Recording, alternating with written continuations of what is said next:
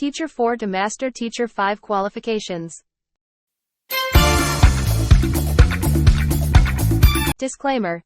This channel does not claim ownership of these posted materials. It is only intended to help our fellow teachers be informed. This post is created for information, education, and dissemination purposes only. No copyright infringement intended. That there will be additional teaching position which will add more opportunities for promotion among teachers. This include teacher 4, teacher 5, teacher 6, teacher 7, and MT 5. It is worthy to note that we have been working with DBM on this reform agenda, and in fact, both agencies agreed to elevate the revision of the system of career progression of teachers to the President. Deped has already drafted an executive order to this effect. Nevertheless, an ongoing effort in Congress and in Senate is also being done with Senate bills authored by Senator Recto and Senator Revilla, and in Congress by Congressman Strike Revilla. The alignment of the career line with PPE stages is that it means the teacher would have to demonstrate the expected competency standards for them to be able to get promoted to the corresponding teacher promotion. The teacher progression also features reclassification as the sole means of promotion. This means that a teacher need not to wait for natural vacancy to occur for them to get promoted to a higher position. As soon as the teachers possess and achieve the expected PPST indicators per teaching position, they could already apply for reclassification. It minimizes the teacher to move to central schools just to get promoted, meaning through reclass, teachers can progress in their career while staying in schools near these residences. This again has been taken up with DBM already, and in fact, we are in our submission of the draft of the crafting of the DBM Deped joint circular for this purpose. The proposed career progression diverges at MT1 to classroom teaching and school administration career lines. This is to ensure that the specialized teachers and MTs and school heads come from a pool of highly proficient teachers. In this illustration, the teacher career diverges at Master Teacher 1, which means that the teacher is given a chance to choose between alternative career lines in the classroom teaching and school administration.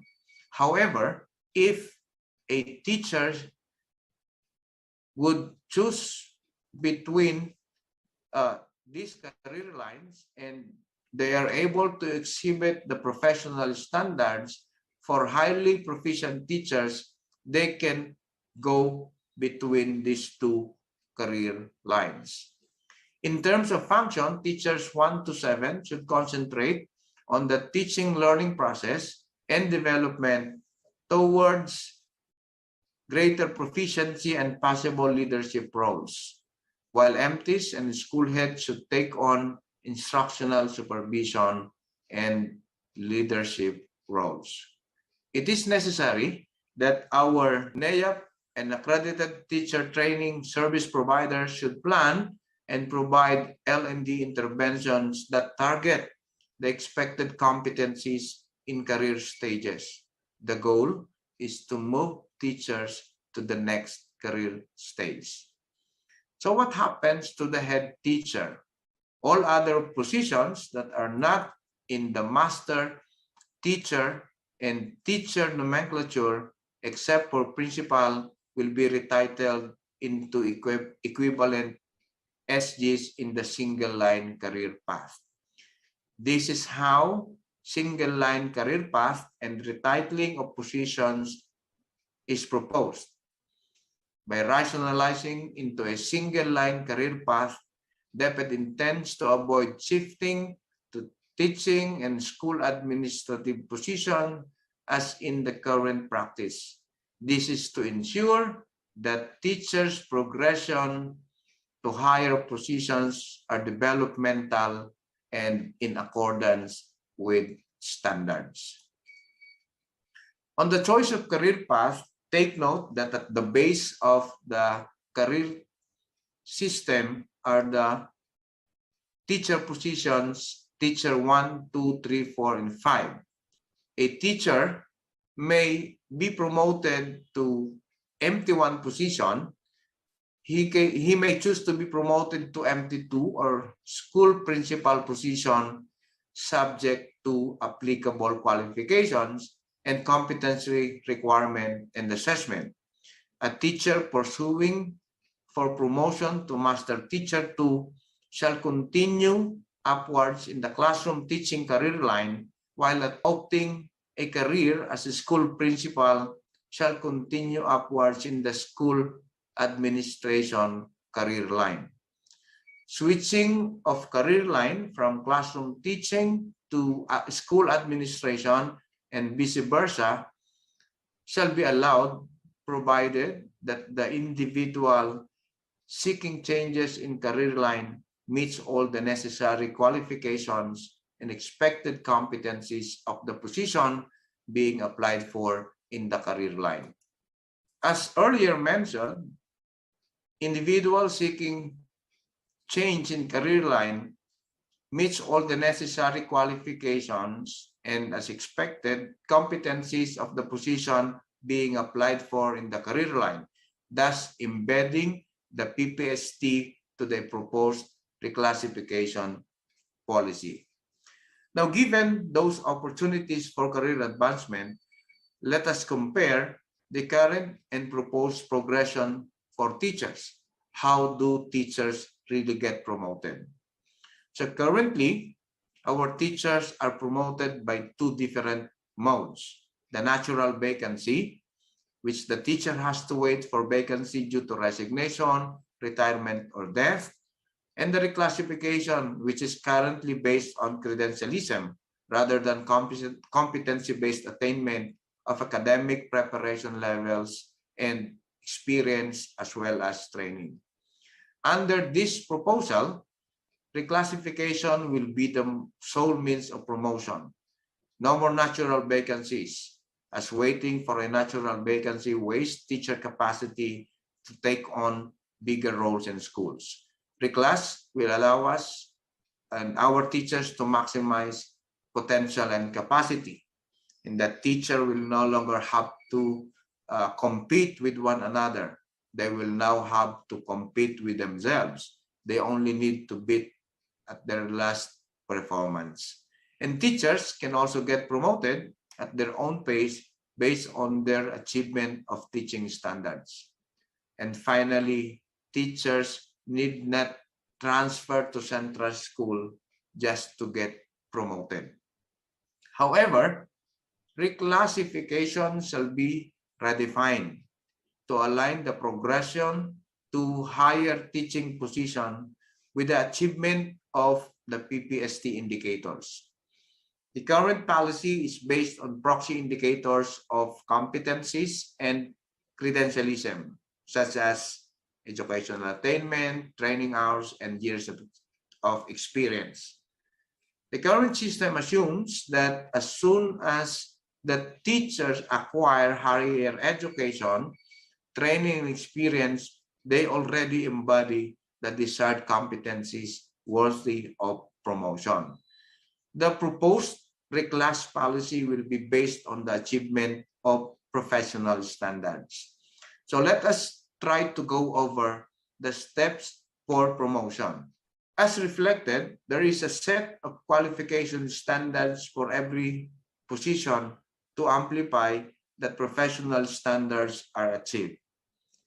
To become eligible for reclassification, a teacher must satisfy the requirements as presented in the table based on defined career stages And once teacher applicants meet the QS for the position, they must present their IPCRFs that showcase their proficiency in the indicators as appraised in their performance. And the table specifies the performance requirements for each position. In terms of the selection process, the reclassification criteria here as basis for the selection process is as well redefined. Upon identifying all the eligible applicants from step 1, which is the qualification standards, and step 2, which is on the submission of performance requirements, the eligible applicants shall undergo the selection process to be conducted by the Human Resource Merit Promotion and Selection Board in the school's division offices. The selection criteria is presented, and the HRMPSB shall rank the applicant based on the total score obtained and prepare a teacher for the competency reclassification list, which will then be submitted to DBM for approval subject to availability of funds. So as you can see here, all qualified applicants who have been ranked shall be provided with the result of their scores as obtained, and as mentioned, it should be submitted to DBM. The HRMPSB shall submit to the budget officer the comparative assessment result for reclassification, and with the budget cut-off of the SDO, applications who were not accommodated or which were not accommodated in the current fiscal year shall be prioritized in the next budget year. But where are we now in terms of this career progression proposal? In the career progression roadmap, we are still on policy framework, and we have already, as mentioned, drafted the executive order and submitted, even prepared DBM Deped joint circular, the qualification standards, and Deped reclass policy, and onward to phase 1 implementation for 2022. And to note as well that in the phase 1 implementation, since the career progression is primarily anchored on PPST and RPMS, and since it requires a 3-year cycle for a teacher to complete the 37 indicators, it will therefore take at least 3 years to move from one career stage to another. And during this period, we'll be able to gauge whether the system is working and identify possible areas for intervention and improvement. And we also take this as an opportunity to study as well whether it would be wise to inject another major change in the system, drawing further focus on school heads. When adequate funding is provided to ensure that there is enough master teachers and bolster the number of master teachers that can provide enough instructional supervision, looking forward to having a 1:5 master teacher to teacher ratio, and the teachers can remain in the teaching career line while advancing in stature and compensation, and teachers and principals complement each other and given equal prestige and recognition. School principals come from the pool of highly proficient master teachers. The PPSH is integrated in the HR systems such as professional development and leadership programs, the RPMS, promotion and or reclassification, support and non-teaching positions are created in schools to relieve teachers and school heads of ancillary functions. Classroom teachers concentrate on teaching and learning process. Master teachers perform instructional, supervision, and technical assistance, and school principals concentrate on school management and operations. With all of that, we're looking at sulong idakalidad with gurong dekalidad. We look forward to having the career progression really implemented and operationalized. With all of that, thank you very much. Once again, a pleasant day to all. Thank you.